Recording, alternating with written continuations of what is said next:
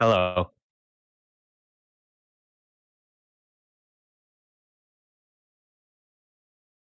I know, but I felt like the cue was there, and I'm like, "Hello," randomly. I'm doing good, man. You know what? Level 70 is very important to me. You know why? In MapleStory, level 70 is where you get your second job advancement, and so you always strive for that level 70 in MapleStory, the MMO, the famous Korean MMO RPG that everyone adores. Actually, I think it's by far my favorite 2D MMO RPG because there's not much out there. But anyways, level 70, that's where you get the serious skills, the serious job rank. It's pretty nice actually. So there you go.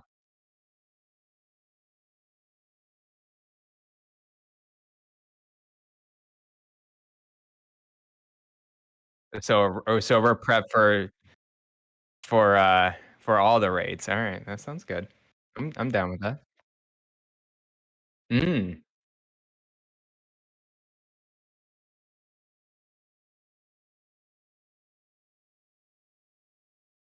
Mhm. Is what yeah, is WoW doing okay? Like, it's still alive? It's still kicking? Still okay. Wow. Jesus. The 2002 game.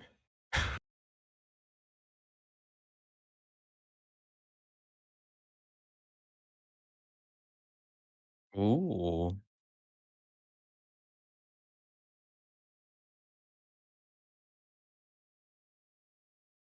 Sure.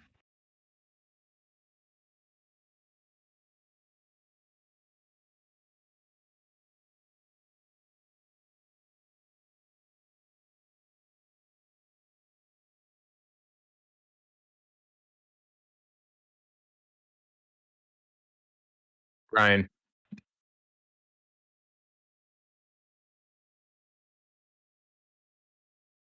you don't have audio. I don't know.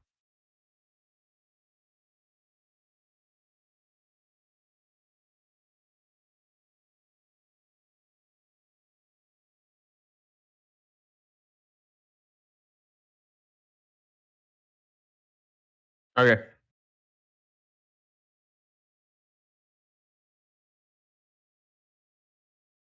I can hear you just fine.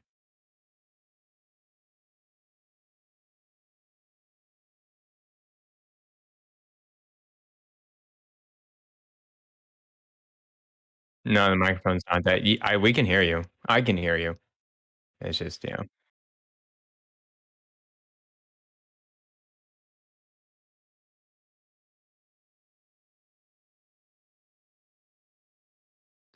Oh, no. Well, I jinxed it. Jinxed this, Garrett. Oh my god, I'm getting levels now. Garrett, try and say something. I'm so.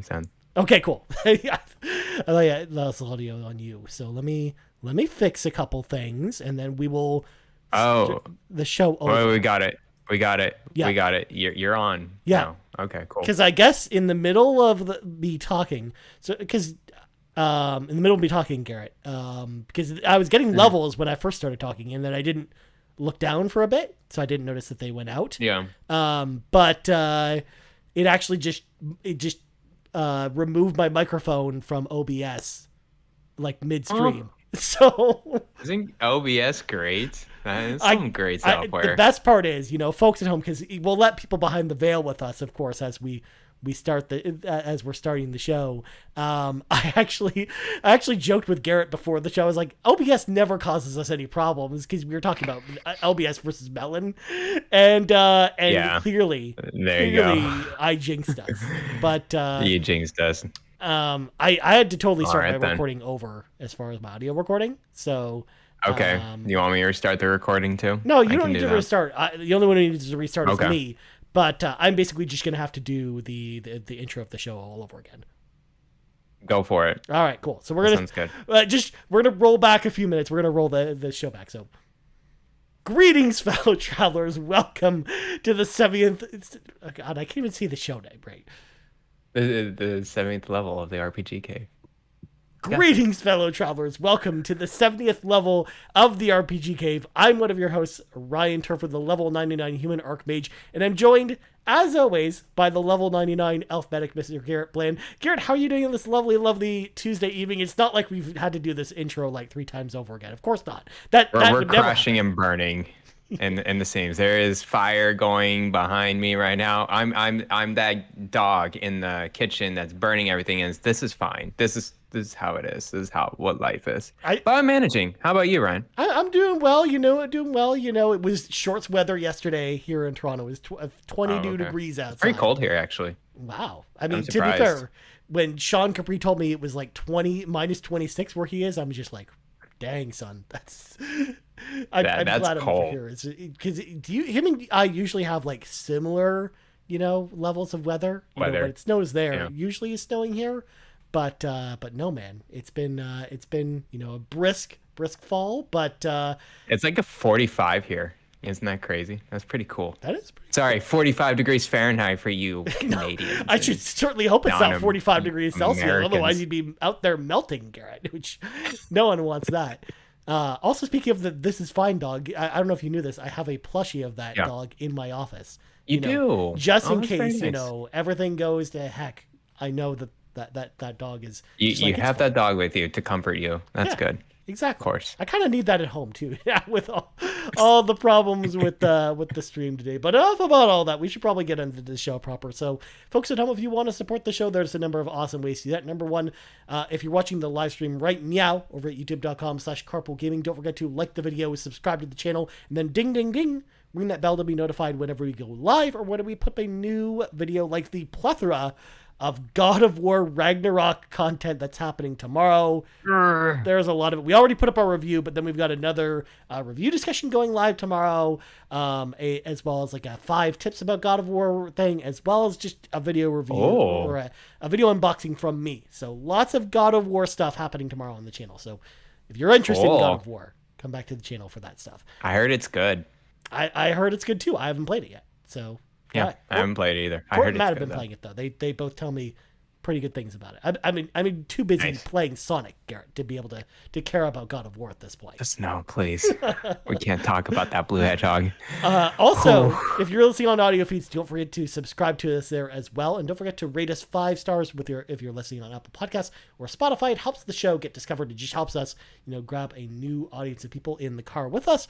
Also, if you want the show a little bit early or some exclusive content, head over to Patreon, patreon.com/carpoolgaming. Throw a little tip in the old tip jar, and we have lots of exclusive content coming up, so stay tuned for that.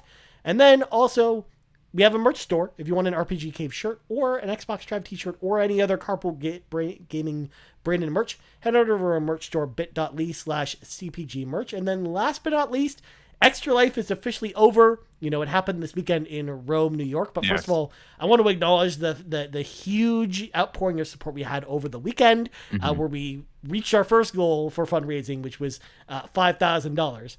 Then we reached our second goal, which was $6,900, because of course Sean Capri had to set it to that. Of course. And then we went over 9,000, where we helped raise over $9,000 for Stollery's Children's Hospital. So huge thank you to everyone who went to Rome, New York this weekend, and helped with the stream, or everyone who just hung out all day, or everyone who donated, and helped go towards that amazing cause, and helping Miles out, of course, Marcus O'Neill's son. That was who we dedicated the whole event to. So again, I just wanted to acknowledge huge thank you to everyone for supporting us during Extra Life, and we're definitely going to have to do that again next year. Let me tell you what, boy howdy, it was a good event. So if you want to check out the VODs of that too, they're up on the channel as well, so go check that out as well. Well, without further ado, Garret, it's time to read from the sacred texts, because I thought of a good topic after the last show that we did a couple weeks ago, after the question we got about Earthbound on Twitter, and how you hadn't played it, Garret, and then I just don't really like Earthbound, so we just didn't have a lot to say about it. So that made me think of the idea, because we've done kind of how the RPG franchises that we're really into, and people kind of know what RPGs we're really into and where our knowledge kind of is. But I felt it was good for the audience to get to know us and learn about the RPGs that we don't know, because obviously you and I, we have, deep levels of RPG knowledge, of course, as we've proven Of week after course. week on this show.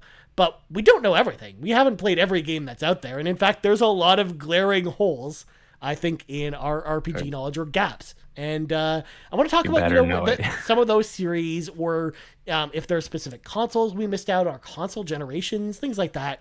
So that's the topic of tonight's show. But also I want to talk about, too, how we want to rectify some of those things as well in the future. But we didn't really plan this out as far as how many different things we're going to talk about and stuff like that. So I'm going to start us off, Garrett. And normally I would go to you first, but I want to set the tone a little bit, because set the tone. Because some people feel like, me, Ryan, the level 99 human archmage, I gave myself that title because, of course, the archmage is like the wise wizard of the party in a lot of ways, where you've accumulated so much arcane knowledge over the year that clearly you just know everything. When, in fact, I don't know everything about RPGs. In fact, there's some pretty big glaring holes, including this first console generation I'm going to talk about. So during the PS2, Xbox, and GameCube eras, I talked about this on other podcasts, but I don't think I've talked about this here. My first console of that era was the GameCube. I bought it when Metroid Prime came out, because I got the platinum GameCube that came with Metroid Prime, because I had, of course, was like a huge Metroid fan. That's so nice. I still am. And I was like, I need to get this as soon as Prime came out. So that was what I played first. And again, we talked about it before, but the GameCube itself had RPGs on it, but there weren't very many. And then the RPGs that were there were rare and hard to find because they had low print runs of them. So that's why they're so expensive now. So I didn't really play a lot of RPGs on GameCube, and same with original Xbox, which was my next console that I had. I got it when Knights of the Old Republic came out, and of course, that was a really great RPG. But the original Xbox, not really known for RPGs. So the console that I want to submit first as like my first kind of blind spot, and this may surprise you to hear, Garrett, the PlayStation 2 RPGs in general actually is something I consider to be a blind spot for me personally for RPGs. Now, I've talked about a lot of different PS2 RPG franchises on the show before, but when you think about the life of the PlayStation 2 and how many role-playing games are on that console, like, quite a bit, actually. There's got to be at least 300 to 400 RPGs on the PlayStation 2, and I've maybe played 30 or 40 of them. So that's still a lot. That's still a lot, sure. I've played a lot of the famous ones, but I mean, there's a lot of bigger titles that I'll actually get to when we get to the kind of the backlog portion of this conversation. Okay. That I just missed out on. In fact, a lot of PlayStation 2 RPGs, I didn't play when they came out. I didn't play mostly on the PlayStation 2 at the time. I mostly played them later, whether it was, collecting PlayStation 2 games like 10 years ago or even 5 years ago, or even a lot of them I played for the first time last year or earlier this year. Like I talked about that with you, Garrett, playing the Valkyrie Profile games for the first time this year. Like I didn't play Valkyrie Profile 2 on PlayStation 2 when it came out. I played it for the first time this year. And a lot of PS2 RPGs kind of fit into that camp for me personally. So that's why I consider the PS2 in particular a big blind spot for me, because there's just a lot of stuff on the PlayStation 2 that I just haven't gotten to yet, that I want to at some point. And I know that there's a lot of people out there who grew up with the PlayStation 2 that, might, scoff at that, or just that might sound weird to them. But for me, I think because that was kind of like, I got the PlayStation 2 right around when the Xbox 360 was coming out. So I just didn't spend enough time with it when it was a new console to catch a lot of these RPGs. So there you go. That's the first console or first thing I wanted to submit there, just to set the tone of where we're going with this conversation. Because there's still so many more PlayStation 2 RPGs I need to play, Garrett, at some point. But of course, I want to go with you, Garrett. What did you want to highlight first from your RPG blind spots? Oh man, there's a lot for sure, and I think people know that I kind of got into the RPGs a little bit more recently, more in like 2011, 2012. I feel like Persona 4 Golden really opened me up. It's like, oh, there's so many different RPGs that I would really enjoy trying out. And I remember putting in a backlog kind of thing years ago.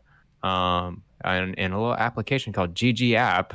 Maybe you've heard of this website. I GG have. App is a backlog website where I kind of logged in a lot of different RPGs I wanted to try out.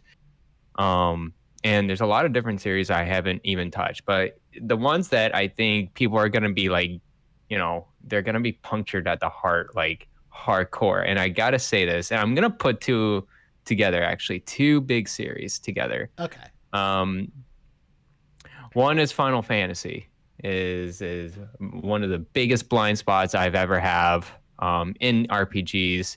I know it's got to be the most like at least the like top 3 most famous JRPG franchises of all time. Yeah. So many different games, so many different spinoffs, so many mainline games.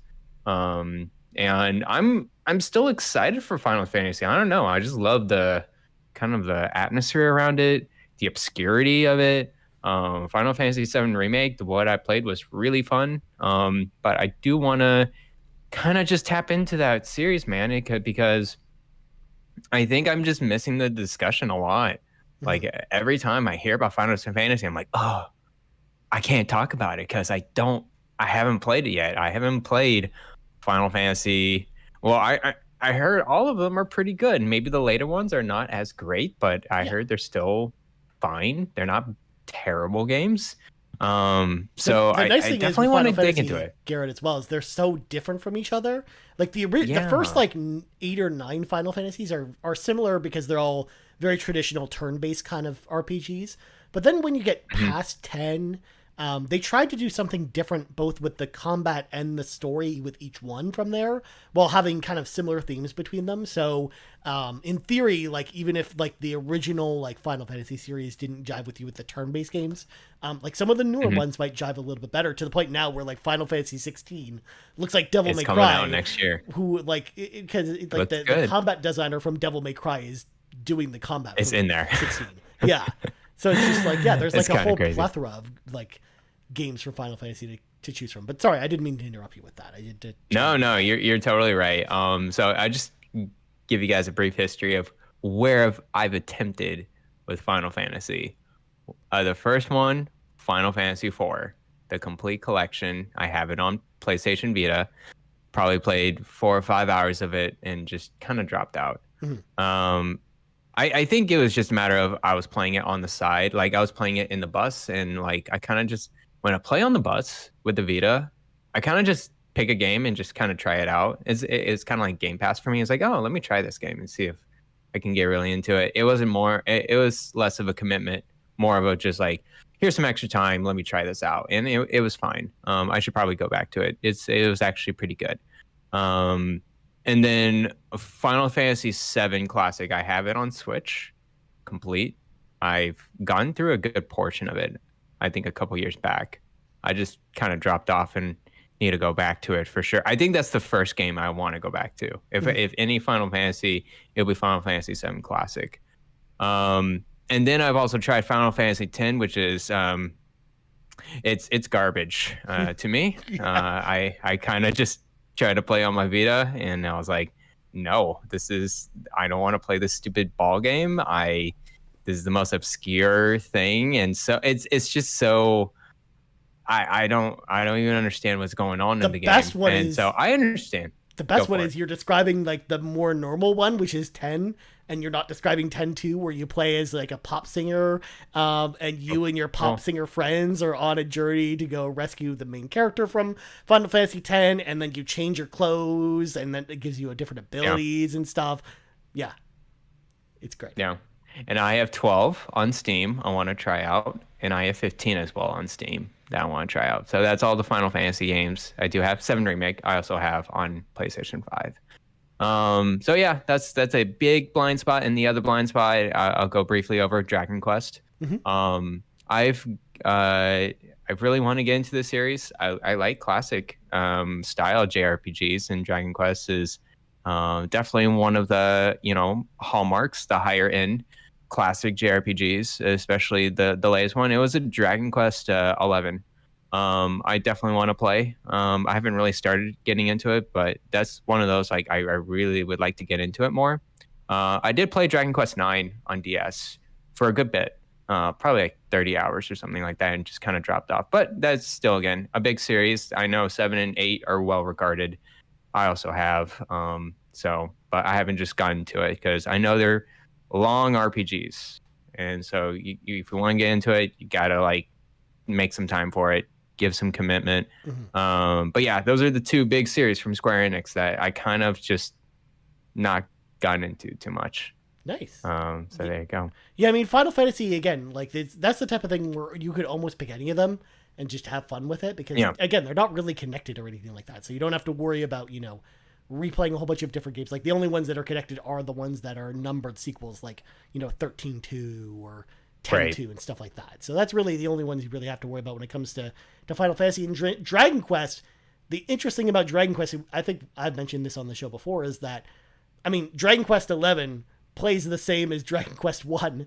It's just in a fancier awesome, shell. By the way, they're all basically just the same type of game from start to finish, unlike Final Fantasy where they tried a bunch of different things. Dragon Quest is a series where they tried nothing else, that they tried to basically keep it the same forever. The only time they tried something different is in spin-off games. So like Joker or Monsters or Dragon Quest Builders or Dragon Quest Heroes. Dragon Quest Builders was great. Yeah, those are the games where they try and do different stuff with Dragon Quest, but the mainline games, it's always like super traditional to the point where, again, the reason they have the 2D, NES style mode of play for Dragon Quest 11 is because it plays like an NES game. So you don't even need to, play it like a modern game if you don't want to. But yeah, you made the perfect point about them being like super long, and I think that's just the main hang up for people wanting to get into Dragon Quest. And I think that's going to be a common theme when we talk about a lot of the stuff that we haven't played tonight is just time commitment. I think Dragon Quest is one where it's like, the shortest game in the series is probably like 50 hours long. So, I mean, regardless of which one you pick. It's not short, man. No. It really isn't. Yeah, regardless of which one you pick, it's just like a huge time sink. And it's tough for, anyone with an actual schedule to keep. To not do that. Whereas Final Fantasy, I feel like, again, just depending on the game, some of them can be really long and some of them can be really short. So I think like there's a nice balance between those to kind of make those work a little better. But glad you brought some of those Square Enix RPGs up, or at least the two more famous ones. Obviously, I'm playing Star Ocean right now. I don't think you've played any of those games, and same with a lot of this. I think a lot of the Square Enix franchises in general. I'm trying to think of ones that I know that you've actually sunk a lot of time into. It's like Square Enix is not really like your thing. Maybe when they had like Tomb Raider or Deus Ex, I think you played more of those games than traditional Square Enix games. Actually, I have Deus Ex on my phone, like one of the missing series as well. Oh, I guess Square Enix has been a really huge blind spot. Yeah. Well, you did play Guardians of the Galaxy at least. I know you played that. Oh, that's a great one. That's a Square Enix game. That's a good there one. You go. An RPG, but yeah, sounds good. Yeah. Well, anyways, before we talk about your next thing, I got to talk about this one because everyone kind of knows me as Mr. MMO when it comes to my playstyle. I love MMOs, but I have to say, MMOs not named Final Fantasy XIV or World of Warcraft are serious blind spots for me. Like, Elder Scrolls Online is probably the other MMO I've toyed around with the most.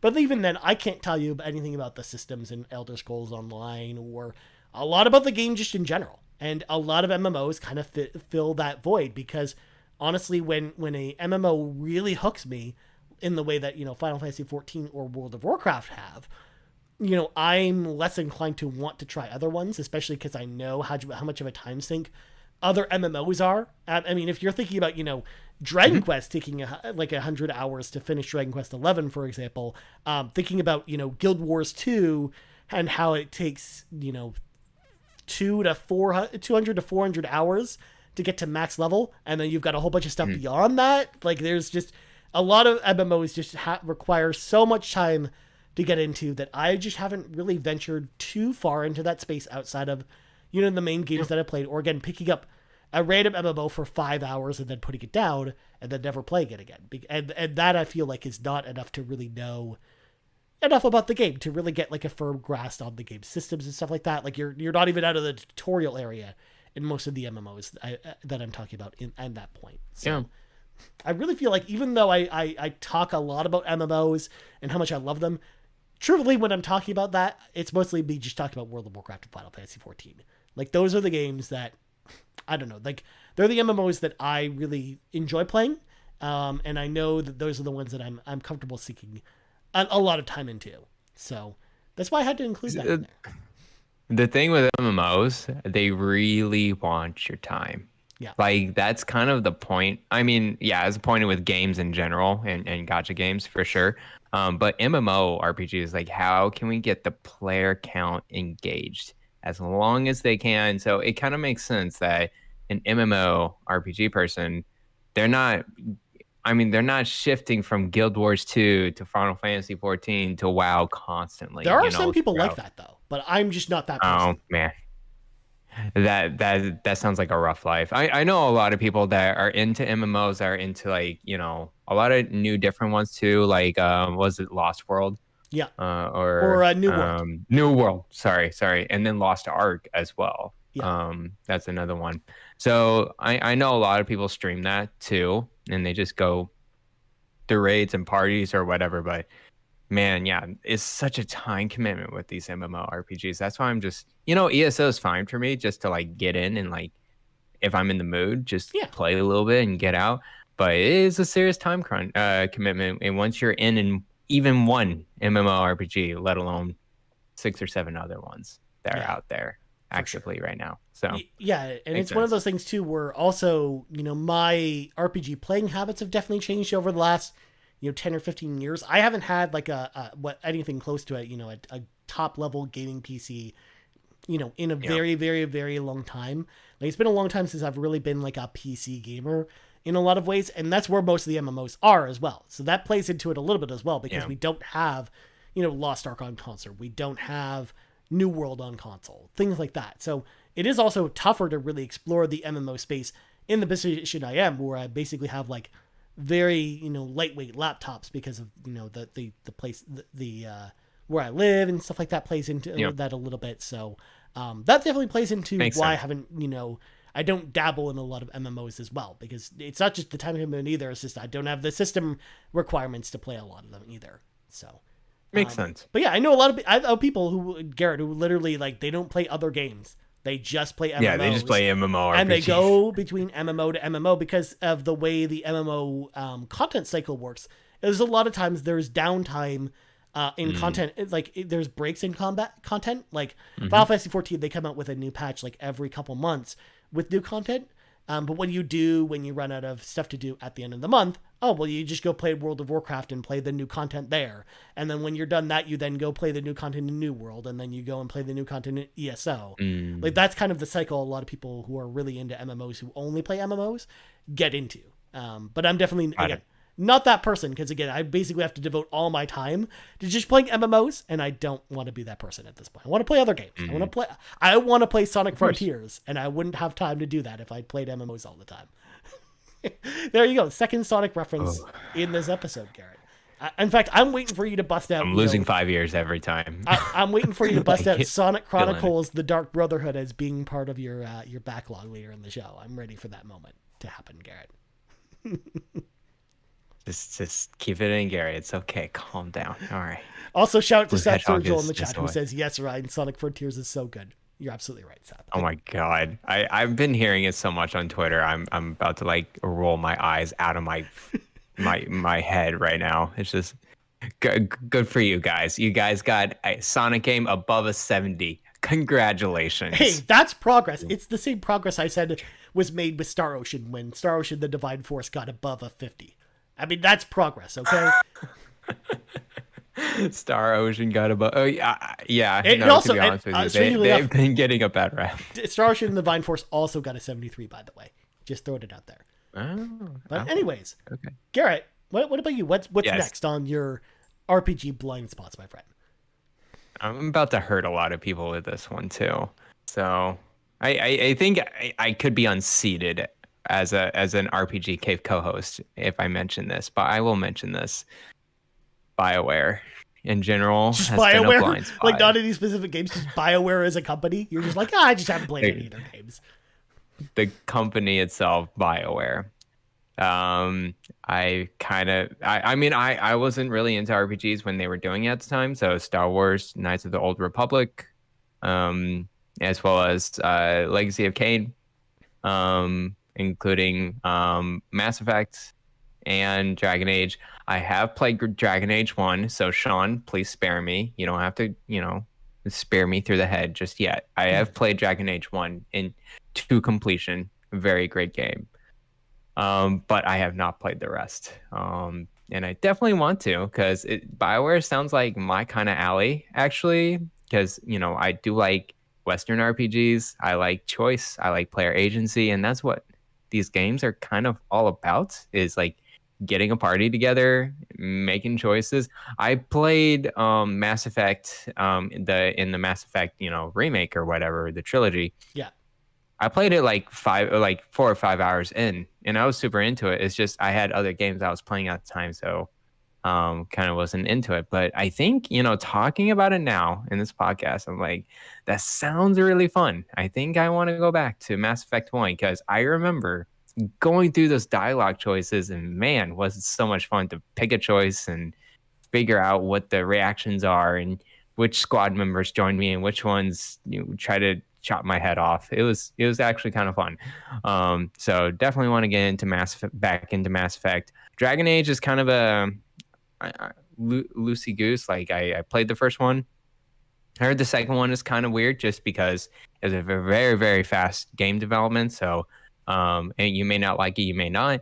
I'm really into trying out Inquisition because it looks really fun. It looks like a mix of that CRPG with the BioWare Western RPG. I know a lot of people are hit or miss with that one as well. But it was like Game of the Year 2014. I definitely want to try it out and see for myself what it is like. So yeah, BioWare. Sorry guys, it's just not been right in front of me this whole time. I've I think also completed Dragon Age 1. That also kind of plays into what you told me before, though, about when you got into RPGs in general, because a lot of the BioWare RPGs weren't coming out then, except for Mass Effect 3, which obviously you're not going to start with, because, I mean, it's the culmination of that entire trilogy at that point. Or Dragon Inquisition, which kind of plays the similar role with Dragon Age. So it's just, it makes sense as to why you never really got into BioWare games. I mean, the main reason for me I got into them was because I got my original Xbox, and then Knights of the Old Republic was there, and then that's what got me into BioWare. BioWare, despite all their faults nowadays with modern BioWare, they're still my favorite video game company in existence. I still love all their games for all the reasons you talked about, with all the choice-based stuff. I actually like the combat in some of their games as well. And I just really like the stories that they craft and the way that the choices kind of affect the games and stuff like that. Because the choice stuff goes all the way back to KOTOR. And then they brought that into Jade Empire when they did that. And then Mass Effect. And then it's kind of been in every one of their games since then. So I've always really enjoyed BioWare's games a lot, and it pains me a little bit to hear you say that, Garrett, but also, again, knowing the type of games that I know that you like, because I know you like games like The Witcher and Skyrim and Fallout and I love it. Like all of that stuff, all the stuff that I know you like about those games are in the BioWare games. So it's just a matter of going back to them at some point. And yes, I know Mass Effect 1 in particular is kind of rough to go back to, but the story is amazing. To Seth's point in the chat, I had fun with it. Because Seth in the chat says, unpopular opinion, Mass Effect 1 is still my favorite in the trilogy. It's actually my favorite in the trilogy too. Story-wise, I think the combat definitely gets better with 2 and 3, but I think the story is worse than the story in Mass Effect 1. I think I love the story of Mass Effect 1 where, you're going after Saren, you've got the Geth going on there. I love like everything you do, all the planets you go to, all the people you interact with in Mass Effect 1. And I hope one day, Garrett, when you get some extra time, I really hope you get to go back to it at some point and get to play it. I'll definitely. I'll probably more on the top of my backlog list. I have a heaping pile over there. Just a correction, everyone. I know people are gonna probably, yell at me. I said Legacy of Kain. I meant Jade Empire. I don't know why I said Legacy of Kain. So there you go. Good. I meant Jade Empire. Yeah, but no, it's all good. It's all good. That's a Crystal Dynamics game instead. So there you go. Yes. But yes. Anyways, moving on. What about you, bud? From BioWare, I've got a series to talk about. One that I actually did a review for last month, and there's a game in this series on my shelf right there. That's the Legend of the Heroes series. We did a whole episode about Neon Falcom, but we didn't. We talked. That's where we talked about the Legend of Heroes. And yes, I still, other than Trails from Zero, it's the only one I've actually played to completion at this point. But I even completing that, I'm like, I'm still lost with this entire series, scared, or man. where to start with scared. it, or where to go with it. There's so many different games, and they're all connected together, and they're all huge time sinks. Kind of like what you talked about with Dragon Quest, except I'm imagining Dragon Quest, but all the games are connected together, and you have to play all of them. And I'm just like, oh, it's just such a daunting like task just to look at. Like, it's probably great for people who've been playing the series all along, which kind of plays into what I was talking about with, certain consoles that I was playing, going through the ages of like the different console generations. Like, I just never got into these games when they came out. So, now wanting to get, like, hearing so much about them and hearing so many great things about them nowadays, it's just so daunting for a new player to get into this series, I think. Like, even Trails from Zero, which I think is probably like a good starting point for new people, it's still tough because there's still a lot of callbacks that I didn't even recognize were callbacks, or parts of the story that I just didn't really get because I didn't play any of the other games. So I had to mention Legend of Heroes here because I know it's a series that a lot of our listeners in the Discord really like. And I know Matt, of course, Matt over at the PlayStation Drive, my former co-host, he loves this series, and I hear it from him all the time that I should be playing these games. But man, this is one series that's a serious blind spot for me because they sound awesome, but I don't really know anything about them. And I don't know if I'll ever have the time to sink into playing all of these games at this point. I just want people to understand these games are just, there's just so many. It's literally worse than a lot of like lore books out there. Like, even like oh man, what am I thinking? Like, not Elden Ring, Lord of the Rings. Okay. Right? Like, it's such deep lore in there, but like, you look at these games, there's trilogies. There's like 5 trilogies, right? Of games. They're connected to each other. One of the trilogies has 4 games in it too. So it's more than a trilogy. See, the main difference is these games are connected. Final Fantasy in general are not. And there's probably as much mainline games of these Trails games compared to Final Fantasy. That's insane to hear. I hear Trails of Cold Steel is a good one to start. And so if I ever even think about even getting into these series, I'm starting with Trails of Cold Steel 1. I have it on Steam. So once I, kind of get into it on my laptop or later on, that's the one I'll go to. And I hear, actually, first Trails of Cold Steel, you want to play the remake version or the improved version, whether it's on PS4 or Steam, just because, or I think on Switch as well. No, wait, they don't have it on Switch. They have 3 and 4 on Switch. Jesus. Because even though they're totally connected in an integral way, especially with apparently Trails of Cold Steel, like you don't want to start with 3 or 4. I don't know why they did that on Switch. I don't know why they didn't bring the first game. Yeah, I don't know. But anyways, that's another blind spot for me, is these trail games. And it's just like, you see them, it's so daunting. It's like, that's literally more than 1,000 hours of gameplay. Yeah. Just right in your fingertips. So, especially even the Cold Steel trilogy, that's like 300 hours right there.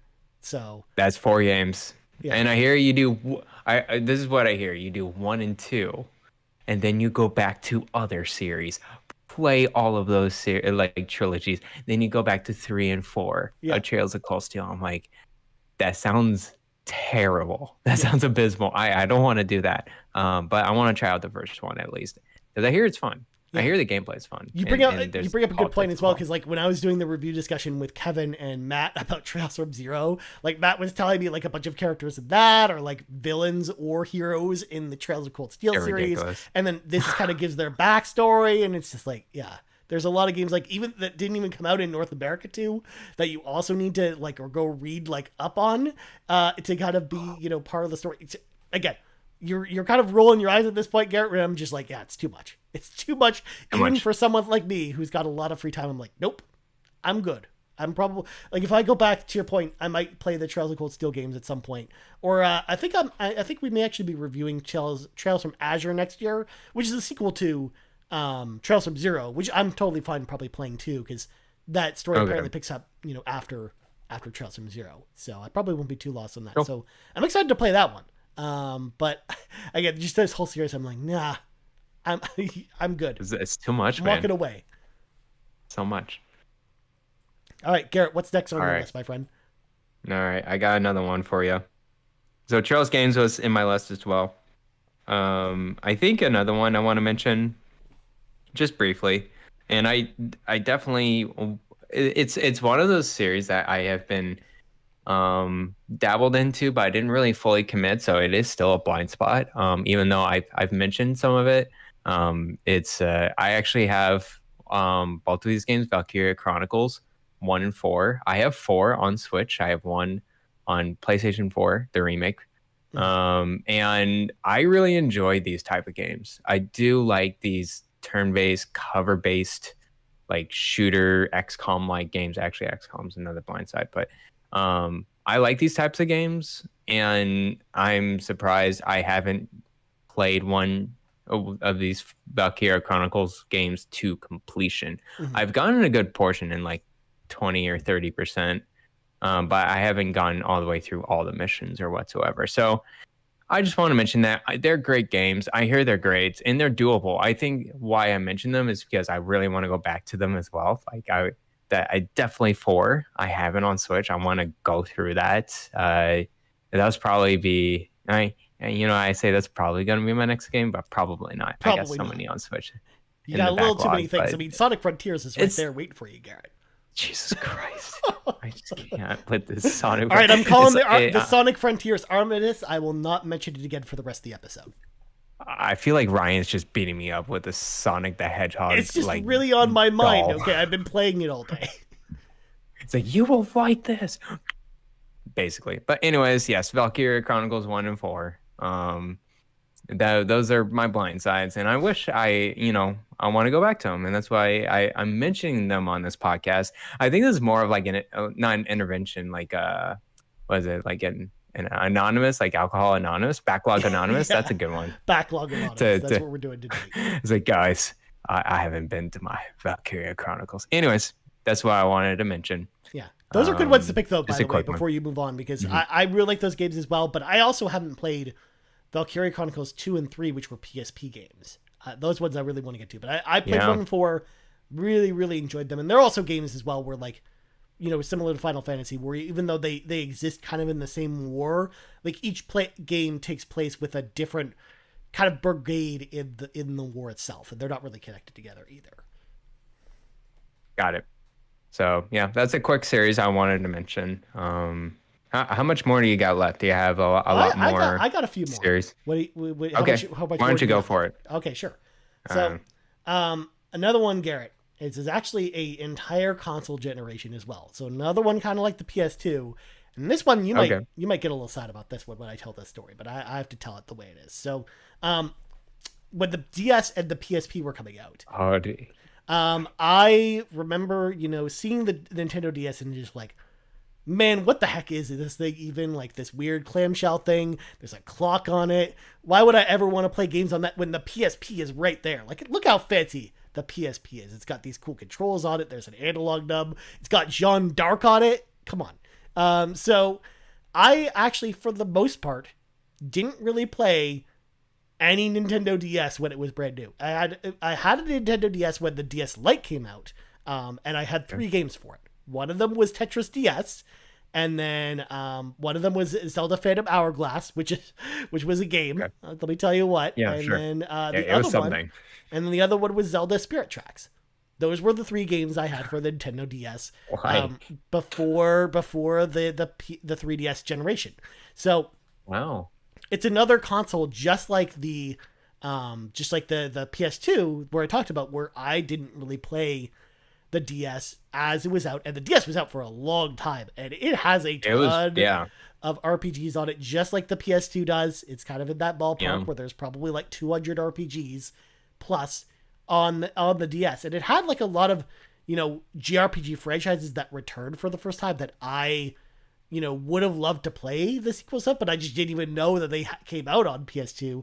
Or sorry, on DS until much later. Stuff like how there was a new Lunar game that came to Nintendo DS. There was a new Golden Sun game that came to Nintendo DS. Like there was a bunch of different series that came back on DS because everyone was trying to make a Nintendo DS game at the time because it was the popular system between the two portables for people to make games for. But I was just too busy playing PSP at the time to really appreciate the Nintendo DS, which I'm now kicking myself for. Many years later, because a lot of the RPGs on the console are like pretty rare and hard to find now or expensive. And I just haven't played a lot of them. Like even a lot of I haven't really played. I played Fire Emblem on that console, but I haven't really played a lot of the other strategy RPGs on there. Besides Pokemon Conquest is probably the only other one I've played. But there's just like the DS in general, like just the DS generation, not 3DS, because I played a lot of the RPGs there.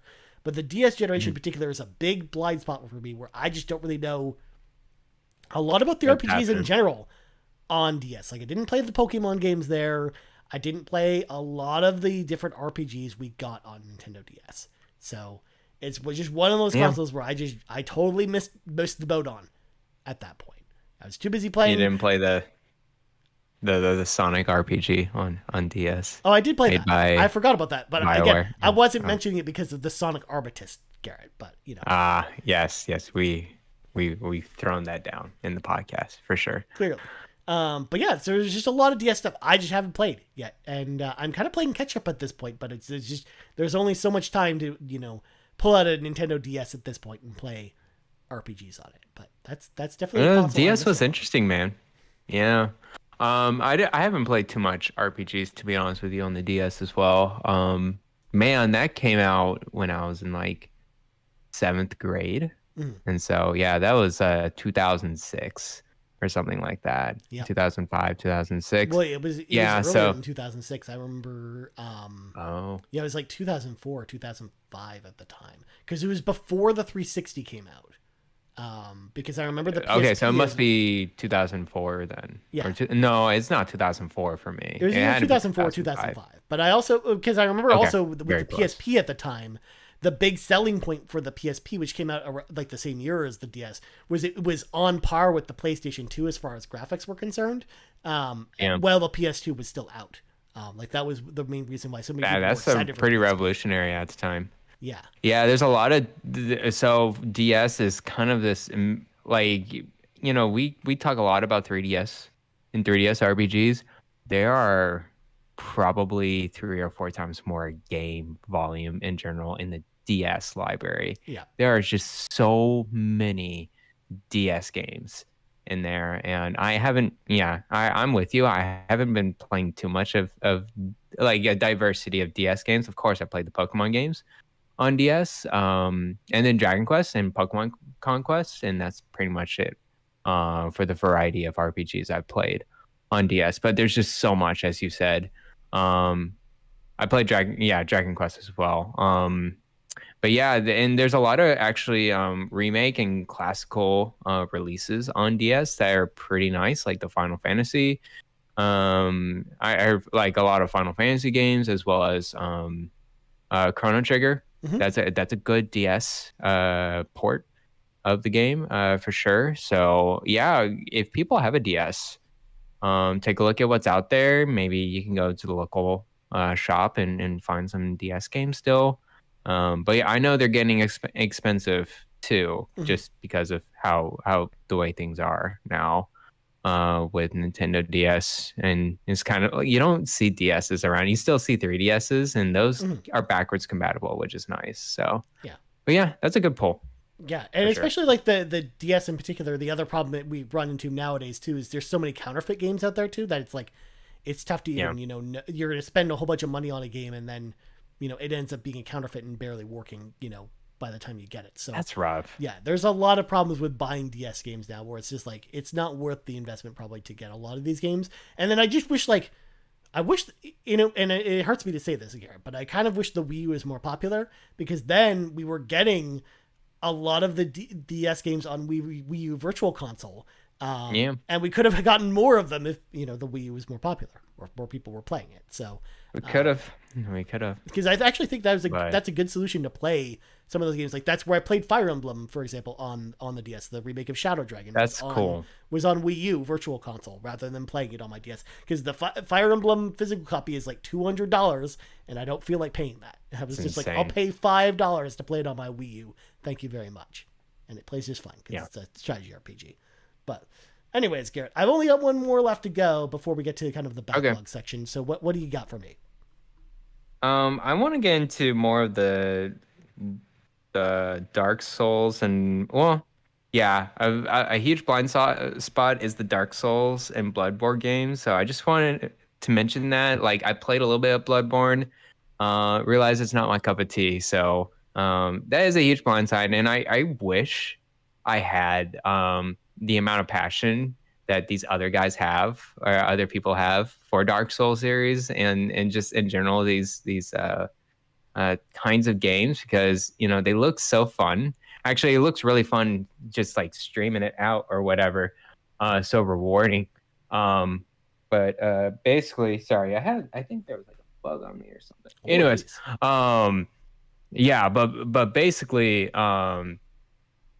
these Dark Souls are very they're harsh, man. And we've mentioned it in the podcast previously, and I just can't even I can't even, get into them. So so that's one huge blind spot. Another one is Deus Ex, as I mentioned before, and then also the Disgaea series. I wish I want to get into that a little bit more as well. So that's another one I want to get into. And I want to regurgitate that because I love strategy RPGs too. And so that's one. I do have Disgaea 5 on Switch that I definitely would like to get into. Another backlog game. So there you go. But yeah, that's pretty much it for me.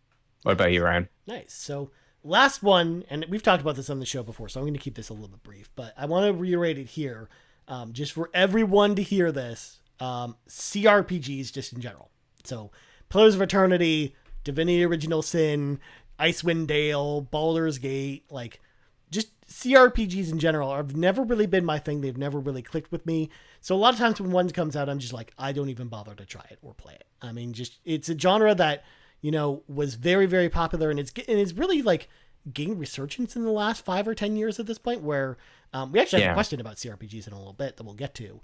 But I personally just, I don't know, because I've been turned off by, CRPGs in the past. I just, never wanted to invest any time into getting back and, playing them. Or I know enough about the genre now to know it's not really for me.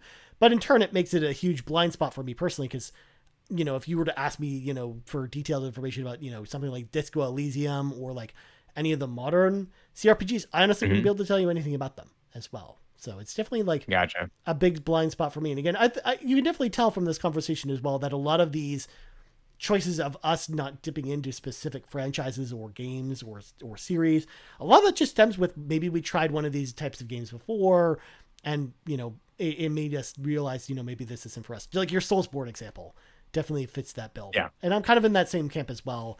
Like Elden Ring's really the only one that I really, really got into, and even then, like I never finished it, mainly because of just the freeform way that game's kind of designed kind of made me not want to finish it. But like I can definitely understand that sentiment in the same way that, CRPGs are kind of the Soulsborne games for me in that way, where it's just, I've been burned by them in the past, and now they're just kind of a blind spot for me where I'm just like, I choose to ignore them pretty much at this point. So there you go. That makes sense.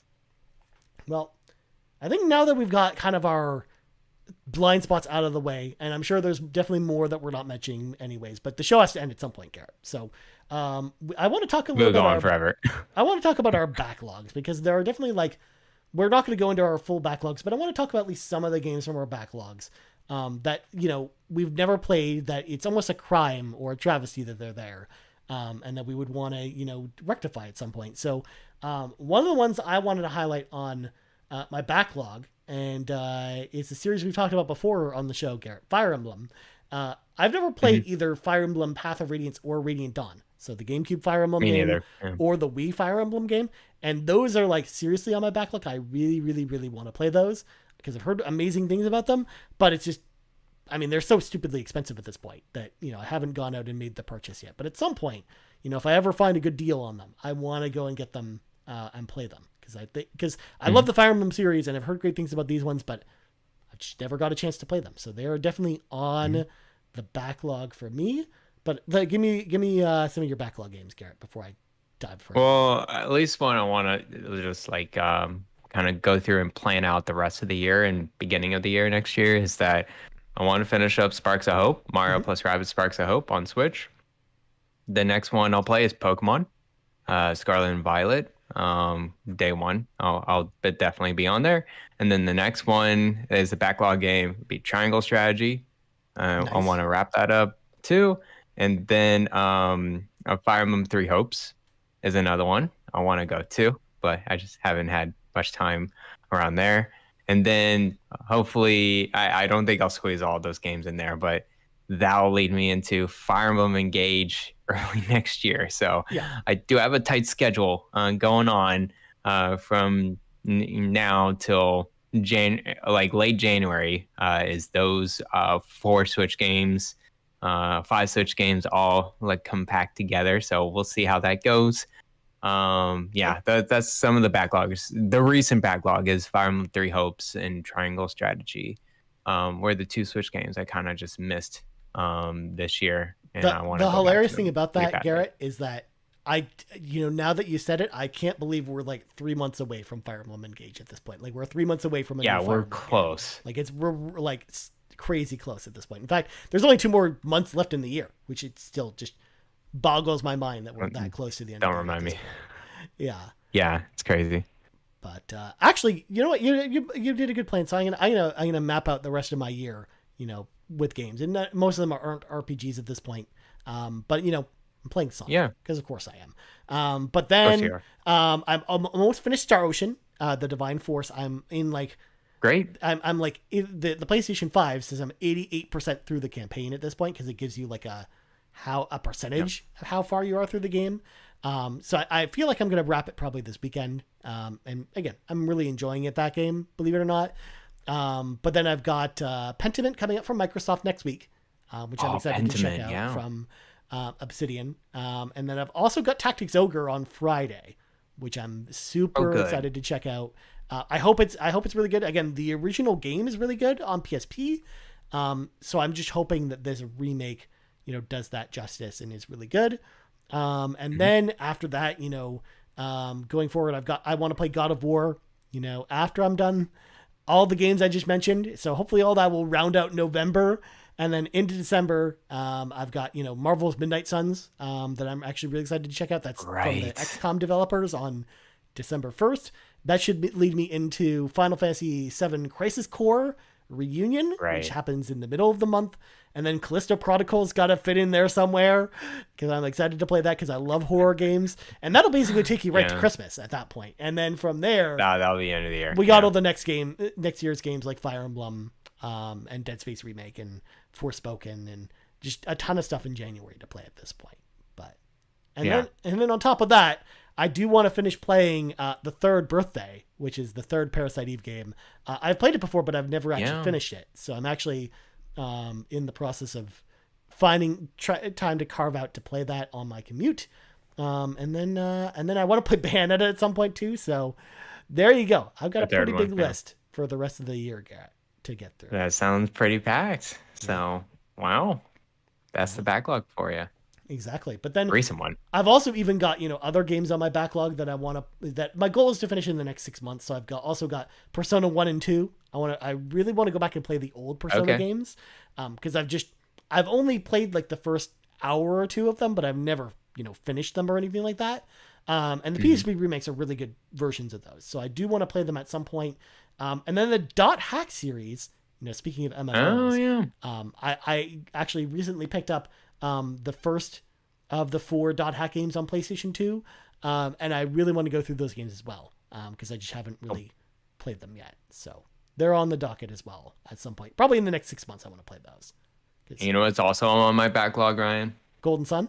Golden Sun. Yeah. At some point you'll finish it, So Garrett. I'll finish it before the end of the year. How about that? You That don't is a have Garrett you Bland don't have to promise. commit to that. You don't have to commit to that. Garrett Bland promise. Come on now. I We got don't to finish this up. I don't want to It should have force been you to done in commit, the summer. but you're right. It should It have been should have done been over the done summer. in the summer. I mean, what Man, you Rebecca and Elaine all owe me that with Golden Sun, and none of y'all finished it yet. So there you go. well, I don't know. You'll convince the other two, but Probably. you convince me. At least I can going convince through. my co-host to actually play this game.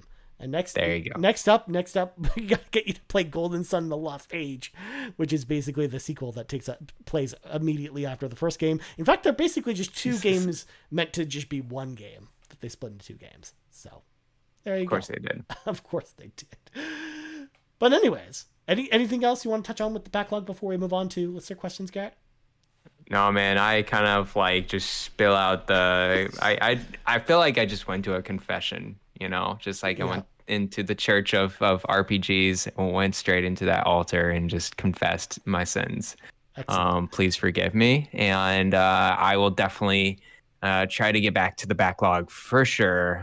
There's a lot on the Switch I want to go back to, and that's why I haven't really been playing too much other consoles or whatever, and I'm actually like kind of debating like, do I really need these consoles? Because I don't play them. Yeah. Like I really just play my Switch and that's it, and laptop. So yeah, that's been on my mind lately. It's a little too many things that sometimes I just get paralysis in my head. So anyways, yeah, it's good to focus on things. Like I talked, Sean and I have had this conversation on the Xbox Drive before, where him and I have openly talked about our approaches to games, and I always think like the best way is to kind of focus on one or two games at a time at the most, especially if you're playing RPGs, because like it's really tough to go back to an RPG once you put it down in a way that it's not really like that for like your standard action adventure game. So I think like it's good to focus on one or two games at a time, because then I think you'll actually go through games faster that way versus branching yourself off to play a bunch of different stuff. That's why like I agree. I almost hope like when you go back to Golden Sun, like I hope that you just make that kind of your priority when you want to play it, and then not worry about other games, and then that way you'll finish Golden Sun faster, and then you'll be able to play other stuff. But yeah, no, I agree with you. I think I've kind of learned that over the past year. It's like just focus on one or two games at a time, and you'll kind of just streamline these games a little bit quicker. I say I'm playing a bunch of different games, but I'm really just focused right now on Sparks of Hope and finishing that up. And I'm reviewing a game for Carpool Gaming, and I'm going through that smoothly as well. So those are the two big ones that are in my head and in the docket. And then I'll go to other games that I want to play. Yeah, makes sense. And just like with me, I'm really just playing Star Ocean and Sonic right now and not playing anything else. So yeah, that's kind of the way I like to focus on games too. But enough about all that. Let's bring in the listeners who had a lot to say about this particular topic, because we asked what people's backlogs look like or what their RPG blind spots were. And we're starting with Kevin Ainsworth, a.k.a. the Muffin Mon, a.k.a. the Super Smash Brothers Tournament champion at Extra Life this weekend. Kevin actually is that a challenge? Kevin actually won himself a very fancy arcade stick at Extra Life because he won the Smash tournament, and it was ridiculous. We were watching it live, and Kevin pulled out some move. He's really good at Smash. Because this isn't the first tournament that Kevin Ainsworth has won for Smash. Because we also did a community tournament as well, where it was us and then a bunch of different communities, and Kevin actually represented Carpool Gaming there as well, and totally won the whole thing. Like it was like no contest. So what's his main? What does he play with? So for this tournament he mained as Palutena, but I think Ice Climbers are his main. Oh, dirty. Kevin is dirty with the Ice Climbers. They're brutal, man. Yeah. Like the people that are good with Ice Climbers, they can destroy. But yeah, cool, man. I used to be super into Super Smash Brothers. I was kind of into the competitive scene in high school, but totally dropped off afterwards. I really love Smash Brothers a lot too. So nice, Kevin. Good for you. Anyways, Kevin says, I think that the most glaring RPGs on my backlog are the Tales games. the Trails games. Trails. I like the Trails I like Trails from Zero enough to want to continue with the series, but I have no idea when I'm going to find time for the series. It's very overwhelming approaching it as a newcomer. And the fact that it's not just me saying this, it's also Kevin saying this. Kevin, who I know, is the one person I know in real life who's beaten more games than me this year, because he told me, I think like the game he's playing now is like game number 82 for him for the year. Jesus. So he's on pace to beat like almost 1.5 games a week, throughout the entire year this year. So if Kevin doesn't have enough time for the Trails of games, and I don't either, it's just like, good luck to anyone else probably getting. That's reassurance, when the guy that, he's up and at him. He plays a lot of games. He finishes them. He's very prolific about it.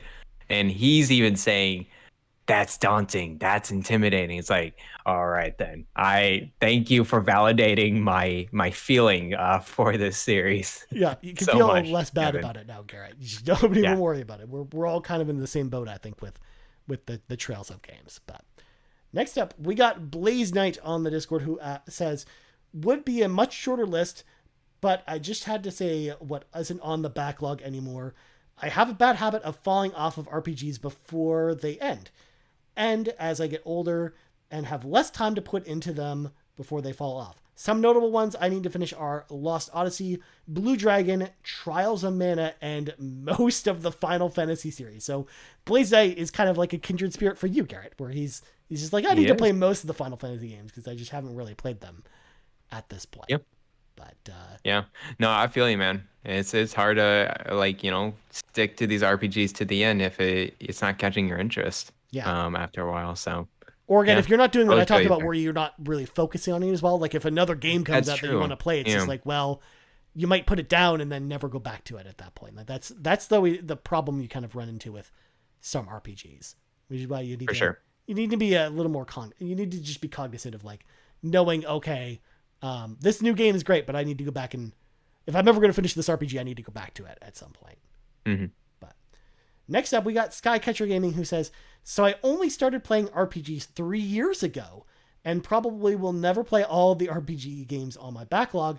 I'm playing through Grandia right now.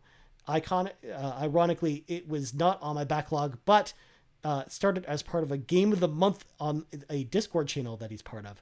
My backlog for the next 3 games is Growlancer 5, Suikoden 1 and 2, and Xenogears.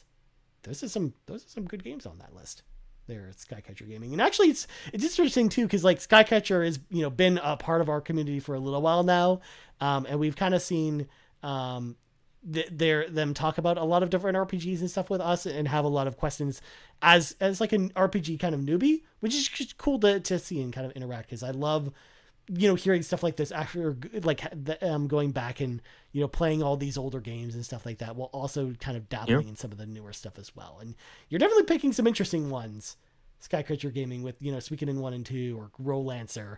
Like some of those are really like old school RPGs, like PS1 era RPGs. So not everyone will probably want to go back and play some of those at this point. Yeah, no, those are definitely, you only started RPGs like 3 years ago. That's interesting that you're picking more of the classic PS1 era RPGs there. Yeah, and a lot of the obscure ones as well. Like Growlancer and Xenogears are not like super, super popular RPGs. They're not well known, they're not big ones. So, super cool. Mm-hmm. Next up, we got Nagachaka, who says, after I share my list, I'll have handed my RPG Gamer card. RPGs that I haven't played, but I really want to play include Tales of Arise, Fallout 3, Persona 5, and Chrono Trigger. Now, which one of these should Nagachaka play first? This is what Nagachaka has requested. No. He's asked for our suggestion. I mean, honestly, out of this list, just play Chrono Trigger first, because number 1, it's amazing. Yeah. But number 2, it's the shortest one on this list. You can bang it out. It is by far the shortest one. Yeah. So I agree. Chrono Trigger is the one you should play right now. Nagachaka. It's so good, and it's pretty short. So just go for it. Yeah, and if you're feeling bold or adventurous, even though I know you don't have time, Nagachaka, you should play Persona 5. You should consider it at some point, but it's only 130 hours with the Royal Edition. I'm sure you've got time for that. It's just, it hurts just to say it, Garrett. It hurts just to say it Nagachaka, out loud. play Fallout 3, please. It's such a special game. Fallout 3 is so good. Yeah. I need to go back to that one. I want to repeat. I want to go through a playthrough again of Fallout 3. When we did our Fallout episode, Ryan, it gave me all the nostalgia feelings. I remember playing Fallout New Vegas in the summer, between my senior, just graduate high school and college, and I'm just like, it gives you all the feelings. So I would say Fallout 3. Yeah. Please, Nagachaka. Fallout It's so 3 is good. amazing. The only downside is if you've never played a Fallout game before, it might be rough going back to that one. And actually, maybe it might be better to Yeah, start that's with true. Fallout 4 and then go back to Fallout 3. Yeah. But who knows? You didn't agree with me on that one. That's what Fallout 4, I think, is more approachable to users. I think. Yeah. So, Yeah. I don't know. They're both kind of rough. anyways. Just don't start with New Vegas. Yeah. For the love of God, New Vegas is great, but don't start with that one. I did start with that one. What? I mean, It was really fun. I guess you turned out just fine, Garrett. So I guess maybe I'm wrong. Maybe I I'm don't know wrong. about that. Well, next up, we got Eric, aka Game Positive, who, by the way, Eric's been, part of our community very recently. He just joined up on the Carpool Gaming Discord. It's been super awesome in the community to have. He's always been kind of been pretty positive, but this is the first time he's ever written to the show. So huge shout out to Eric for writing in here. Eric says, I'm honestly a massive noob when it comes to JRPGs. The only games I would say that are JRPGs that I've finished are Golden Sun, Yakuza Like a Dragon, and Final Fantasy VII Remake, as well as Pokemon Yellow. And then he lolls. But also, just fun fact, he's a massive noob for RPGs, but he's played Golden Sun, Garrett. But what about you? What's that all about? Yeah, I'm just gonna say Golden Sun is not that fun, and yeah, I'm saying it right now. I mean, if it's not to that the fun, though, world. why are you forcing yourself to play it at this point? That's what I'd say. Because people want me to finish You it. don't That's need why to it's finish a an game that people obligation. want you to play if it's not fun, Garrett. That's the way I'd say. You know what, Ryan? It's just, I think it's a guilt thing too. If I give up on this, that's just, I don't know. It will be hanging over my shoulder for the rest of my life. I at least That's gotta not get true. through. You still got farther in the game than Rebecca did. So as far as I'm concerned, you're good in my book. Well, I'm gonna finish it just out of my own volition. Okay. I just want to get through it. Fair enough. Yeah, I mean, Eric it also sounds like he's Good kind of for in you, the same man. camp as Sky Chitcher Gaming as well, where it just sounds like there's a lot of room to grow here. There's a lot of games to play still. So I'm Lots of different games. but Those are some great games, though. yeah, for sure. Like, again, you couldn't have picked some better choices with 7 Remake and Yakuza Like a Dragon, Pokemon Yellow, Good Golden stuff. Sun. Like, those are all really good games, and it's a good mix of like classic RPGs and newer JRPGs. So there you go. But I'm sure I think Eric has mentioned this before on Twitter, but I think he's played some Western RPGs as well that maybe he's not thinking of here. Like, I think he's played Witcher and Fallout and stuff like that too. Cool. So I love Witcher. yeah. And then last on the docket, we got Delroy, who says, I need to catch up on my CRPG classic series, Baldur's Gate, No, you don't. Icewind Dale, Neverwinter, etc., etc., and contemporaries like Pillars of Eternity, Tyranny, and Pathfinder. It's never been a subgenre I could really get into, but I hear the games are truly incredible. And yeah, that goes along with my blind spot, whereas like I hear these games are great, but I'm probably never going to touch them because I don't really want to play CRPGs at this point. But I'm glad I'm kind Delroy of in likes them. agreement with you. Baldur's was a Divinity Original Sin 2. That's a big one I actually want to try out because I hear that's like one of the best ones and it's more recent ones. So Yeah. And it's on consoles too. it- It's even on Switch, I Yeah. think. it's on Switch. Yes, it is. And it's actually PC, like the save transferred to PC. That's very nice too. Nice. But yeah, I have not played too much CRPG. I'm trying to think the last time I played a CRPG. It must have been Divinity Original Sin 2. I only played like a few hours with a friend. I definitely want to get into it more because it is kind of like an MMORPG, more or less. It's kind of orthogonal. You're just following a role of a character. You got skills. It's probably the I don't know. closest interpretation to playing a game of Dungeons and Dragons in a video game. Yes. That's what I would equate it to. Yes, no, I agree with that. And I also have the classic ones on Switch for a cheap price. I want to try out as well. Yeah. But yeah, That's a blind spot too. Yeah. Yeah, same. CRPGs are something, but I'm glad you like them, Delroy. I don't know if you need to go back and play some of the older ones, but this is one of those things where if you want to try them out, try them out. But anyways, Go for Garrett, it. that's gonna do it for this week's show. But before we go, Garrett, plugs go. You can follow me at Twitter before it kind of just burns down to the ground by Elon Musk over at you can follow me at Bland Explosion. Yeah. And also you can find me on the Nintendo Shack, part of the Play Some Video Games PSVG Podcast Network. We're live each and every Friday nights over at twitch.tv/PSVG. And we release on all podcast services, including Apple, including Google, including all the different ones. Each and every week. And yeah, that's pretty much it. Nice. Now, when are we going to be able to follow you on Mastodon? Because apparently that's where everyone's going at this point. I haven't looked into it. I think a social break is good. I think Discord will be like the bare minimum because that at least I know everyone's there and I'm good. Well, actually, all you have to do is join the PSVG Discord and then the nonstop chatting begins. That's basically true. And the Carpool Gaming Discord, yeah. Oh, but it's not nonstop talking in the Carpool Discord. At least we like moderation over here at Carpool Gaming. I join PSVG and I go into some of the channels. It's just like there's so many different channels like there. Every 20 seconds. In like don't worry, Donnie loves his discussions with other people. It's heated sometimes. I love it. Well, as for me, you can find me on Twitter currently at Ryan Turford. At least to Garrett's point, until Twitter stops being a thing. You can also find us on Twitter at Carpool Gaming, at YouTube at youtube.com/Carpool Gaming, on podcast services around the globe. So for Garrett Bland, I'm Ryan Turford. This has been the 70th level of the RPG Cave, and we're out. Bye-bye.